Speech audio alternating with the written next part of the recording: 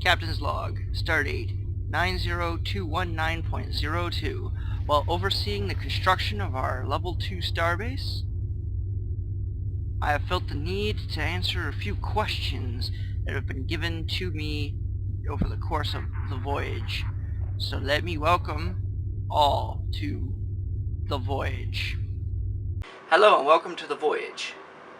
In this episode I'm going to actually answer questions that I've received over the course of me making the videos. I'm going to go backwards. So the newest video, the newest video is going to be the first to the oldest.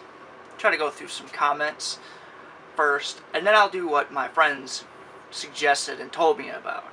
First thing is actually a suggestion, because I have a lot of ums in my videos, which is to use like a script. I got one for this video, so you'll see me look down from time to time. Alright, question number one. I actually got a really good suggestion from my last video with the Aatrox carrier, which is actually more of a build. The reason that my Aatrox carrier build is so inferior is because if you use the command /played, you will see how long that particular character has been online. It'll say your character's name has been on active duty for, and with her, you would see less than 20 hours. So for people that have never played this game, yes, you can cap a character in 20 hours. I don't know about the Klingon side, because I really didn't pay much attention to how long it took me to cap him.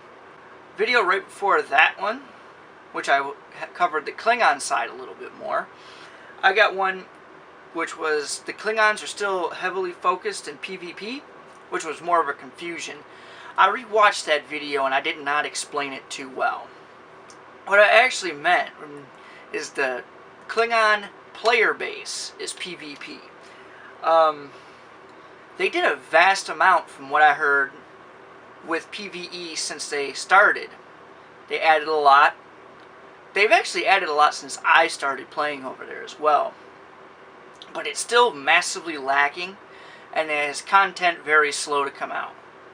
It is actually really fun when they release content for the KDF side and not the Federation side, because I did Alpha and Alpha was fun. I'll do a video on that at some point, which is Alpha. Somebody asked me on that, so I'll do that one. What's a Raktajino? You know, actually I have to say I didn't know what Raktajino was. As far as I knew, it was just something in the game. I wasn't really a big fan of Deep Space Nine, but I have to admit that the 2800 series, when it came out, got me interested in watching Deep Space Nine. Mostly the episode of Bajor. I took the path where you had to talk to the prophets, and they said something about they had to move the squadron. They couldn't get rid of it, and to move the squadron it cost Cisco something dear. So I had to figure out what the hell it cost Cisco. And I had trouble finding that particular episode. And anybody wondering, it's nothing really important. The condition that the prophets gave was the Cisco cannot find solace on Bajor. He was planning to move to Bajor. But anybody wondering, Raktajino is just Klingon coffee. Now I'm just going to talk about, another one from an earlier video. How did I get a Tier 1 starbase so early? Well, the actual answer is that starbase from episode 1 was on Tribble. They gave us a ton of XP just to test the starbase builds. Anybody wondering, my starbase, my fleet is currently about to upgrade to a Tier 2 starbase, so that's pretty fun. Now I'm going to answer questions that my friends have given me.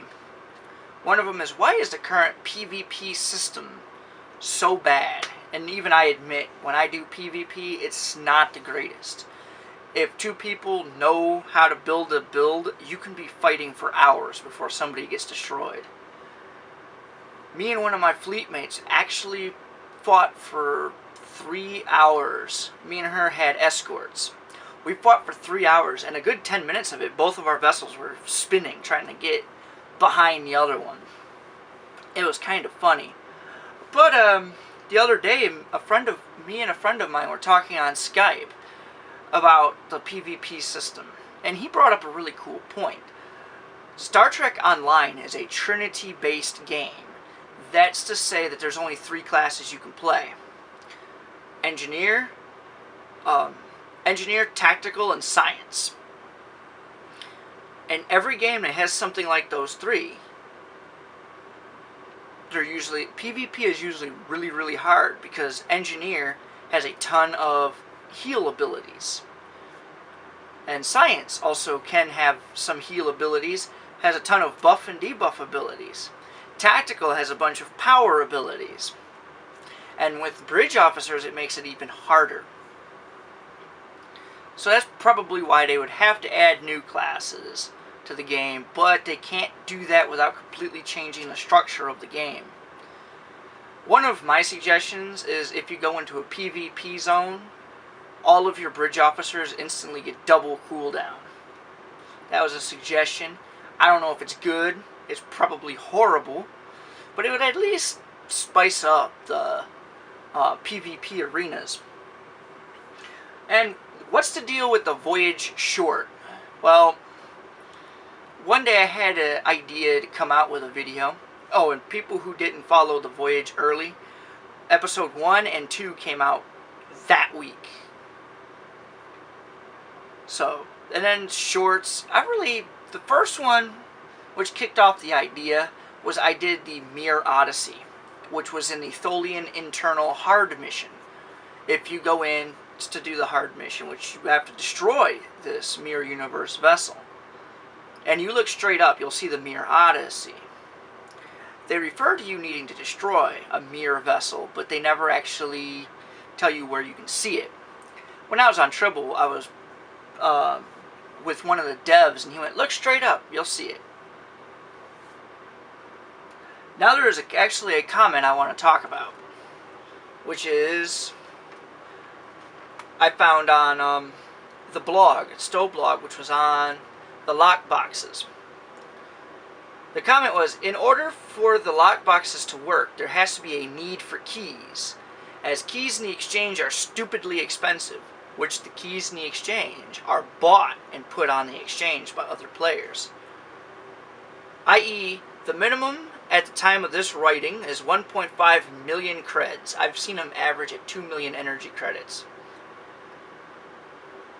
For a nobody like me who has about 10 boxes in storage and only 75,000 to my name, I'm not in any hurry to buy them either. The cost in real life money is a bit too high, I think, for what you get. I thought that about the Cardassian and Ferengi lockboxes as well. They're luxuries only and don't enhance your gaming experience. Well, the first Tholian lockbox I got was an a fleet credit bonus, 25,000, and the second one gave me 5,000. The third one I opened gave me a Doff Mini, which had mostly purples. I've heard where they're mostly whites, so. And he said so far that they are, they don't enhance gaming experience so far that they are a must-have. Okay, I'll give them that. When the prices drop, you may see more people want to spend their real-life money, or even in-game creds, to open them. Come on, drop the prices, or why not make keys random drop as loot from boxes? I actually kind of agree with this. Lord of the Rings, I heard, has lockboxes too, and they're a free-to-play game. But if you're a gold member, like I'm a gold member right now, you actually get keys that drop.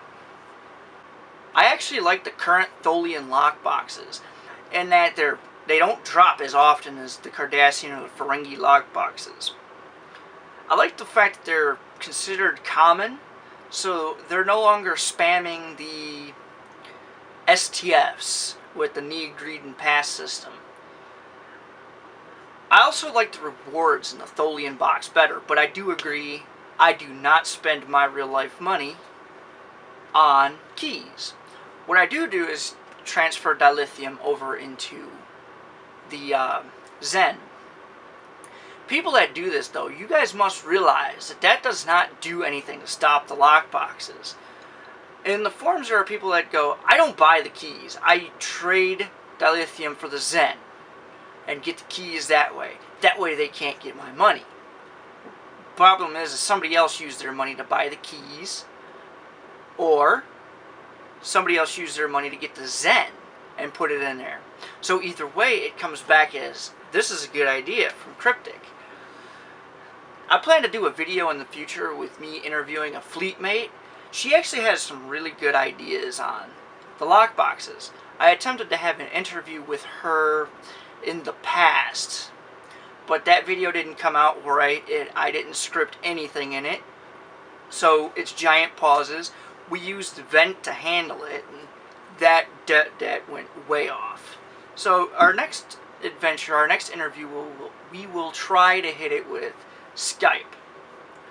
So until then, till the next episode, which I hope will be the interview. I doubt it will be.